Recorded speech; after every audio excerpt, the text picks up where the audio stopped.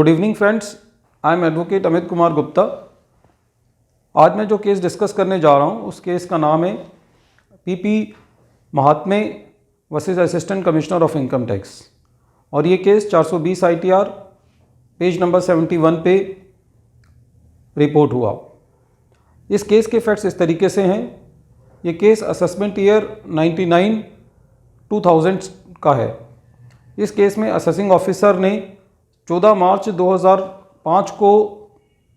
PP Mahatme साहब को notice issue किया और उस नोटिस में ये लिखा कि ये नोटिस आपको as an agent of NRI issue किया जा रहा है। और बाद में 21 जून 2006 को डिपार्टमेंट ने एसएससी को ये क्लैरिफाई किया कि ये नोटिस आपको एज एन एजेंट ना दे करके as a power of attorney holder दिया गया है। पीपी महात्मे साहब ने ये प्ली ली इस नोटिस को क्वैश करने के लिए कि सेक्शन 149 सबसेक्शन 3 में ये लिखा हुआ है कि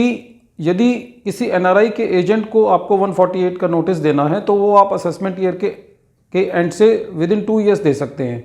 लेकिन इसमें क्योंकि 2 साल से ज़्यादा क्रॉस कर गए थे इसलिए ये नोटिस जो है वो इनवैलिड है। लेकिन डिपार्टमेंट ने ये प्ली लिया कि जब डिपार्टमेंट ने बाद में क्लैरिफाई कर दिया था कि ये नोटिस डिपार्टमेंट ने एज एन एजेंट ना दे करके as a power of attorney holder दिया है, तो कोर्ट ने एसएससी की ये बात नहीं मानी कि ये नोटिस जो है वो खाली इसी बात पे क्वैश होना चाहिए, क्योंकि डिपार्टमेंट ने बाद में ये क्लैरिफाई कर दिया था कि ये नोटिस जो दिया गया है पीपी महात्मे को ये as a agent of NRI नहीं दिया गया है, ये as an power of attorney holder दिया गया है। अब इस केस में जो दूसरा मैटर ऑफ डिस्प्यूट था वो ये था कि एसएससी ये कह रहा था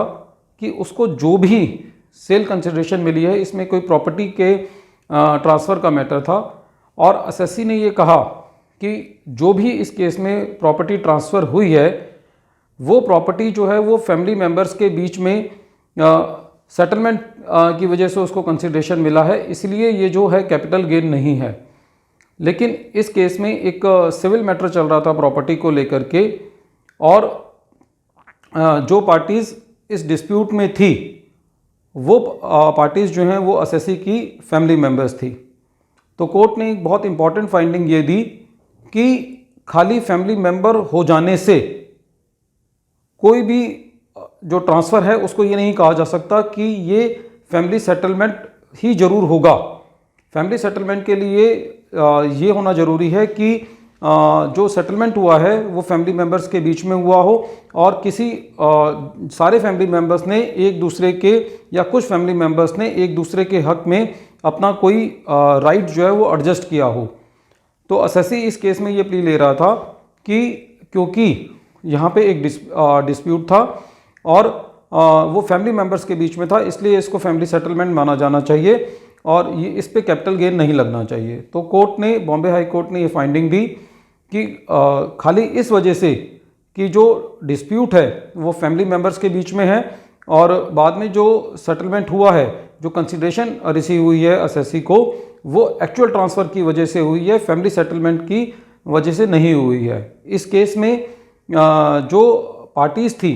जो डिस्प्यूट की पार्टीज़ थी, उन्होंने एक अनवांटेड डिस्प्यूट क्रिएट किया हुआ था जिसकी वजह से सिविल मैटर चल रहा था। एक्चुअल में ये फैमिली सेटलमेंट नहीं थी। बाद में ये जो ट्रांसफ़र हुआ एसएससी ने उनको ट्रांसफ़र किया और उसको कंसिडरेशन रिसीव हुआ और एसएससी ने उस प्ली को लेते हुए ये कहा कि ये फैमिली सेटलमेंट है और मेरा ऊपर कैपिटल गेन नहीं लगना चाहिए, जिसको कोर्ट ने नहीं माना। तो फ्रेंड्स, इस केस की डेलिब्रेशन से हमको ये पता चलता है कि हमें केस के तथ्यों के साथ ज़बरदस्ती छेड़छाड़ नहीं करनी चाहिए और क्योंकि जो हमारी कोर्ट्स हैं वो बहुत ही विजडम से जजमेंट देती हैं और इस केस में कोर्ट ने बिल्कुल केस के जो फैक्ट्स को बड़े अच्छे तरीके से एनालाइज किया और ये पाया कि this is not a family settlement matter and this is a pure matter of transfer of asset. Friends, I hope that you will like this deliberation and I am again repeating the name of the case. The name of the case is Bombay High Court versus PP